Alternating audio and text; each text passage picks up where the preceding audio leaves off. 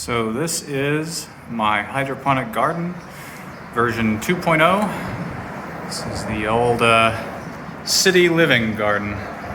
So my first garden was on a roof and I had to use a ladder to get water up to it every day.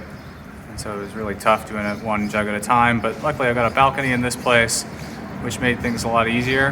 And yeah, this is just really like as simple as you can imagine for this build. So hopefully anyone who's interested can be inspired. It is not difficult at all.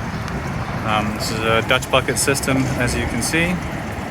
And I've got tomatoes and squash and a little Japanese eggplant here. I don't really know much about Japanese eggplants. It was just kind of on a whim, but I got a blossom going there. So it seems like this thing has really sprung up and seems to be quite healthy, aside from this hole which was there when I got him. So I think he's doing well. And you can see this is my cherry tomato, one of them. Got some tomatoes, just starting up, real healthy. I've been pruning this to be a double leader, which I'm eventually probably just gonna like intertwine on this handrail here. This is a clone that I took off of him, which is small, but hopefully will grow and be happy. This here is crookneck squash. I did squash in my previous hydroponic build and it did pretty well, so I got first flower. This thing just really exploded. Seems to really love this environment. You can see it's getting pretty huge. And then this here is another cherry tomato. I think we got a couple tasty looking guys just starting up there. And then this is a determinate tomato plant of some kind. I can't remember which one this is. They should be bigger. I tried to experiment with a smaller bucket this time. This is like a couple quarts or something.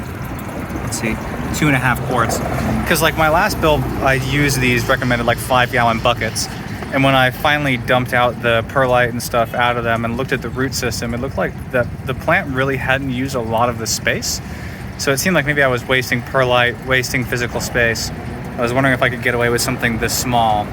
But just looking at it, I'm like, I don't know if it's really gonna live in that tiny thing. So then for this other one, I'm experimenting with like a 2-gallon bucket. And that seems like a nice middle ground, and maybe that's gonna be the best way to go in the future. Anyway, so in terms of the system, it's really simple. It's just like 2-inch PVC pipe with 1-inch holes drilled with a hole saw into it. And each Dutch bucket, has a couple 1/2-inch PVCs that come out of it. I'll show you that. Got little grommets here. I can't remember what size they're. It's like 3/4-inch grommet. And there's a whole inner diameter, outer diameter thing that I can never remember when I have to rebuy these, but it's pretty simple.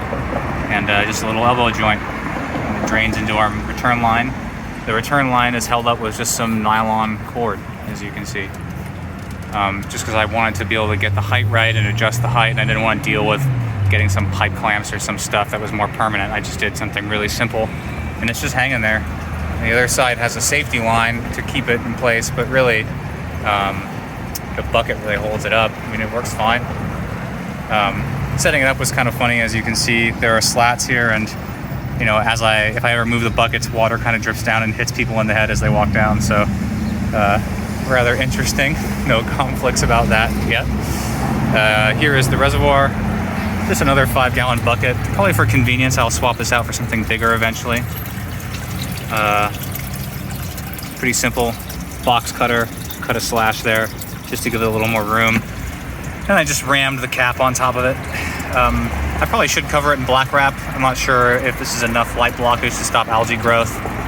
Maybe I'll get around to it eventually.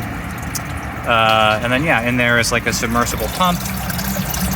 Pretty standard, $20 on Amazon. And then this is whatever you call this flexible irrigation line. Bought a whole bunch of it. Feeds up here. It's zip tied onto this hand railing. And then each bucket has got, little drip lines coming off. I'll show you one that's more visible. So here's one of the drip lines. And you can see it shoots down into here. There's the water. And then I tried to hang these guys with S-hooks. So they're just S-hooked onto the paint bucket. Works pretty well. For a handful of them, I just use more nylon cord for like the different size jugs. And then yeah, I stopped the whole thing up with this guy.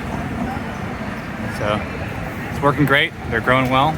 This is a southeast facing window, so they get sun early in the morning. It rises right there above the city, hits them all morning long until about noon. And then the sun will of course go out behind the apartment. And then later in the evening, it bounces really heavily off of this brick building.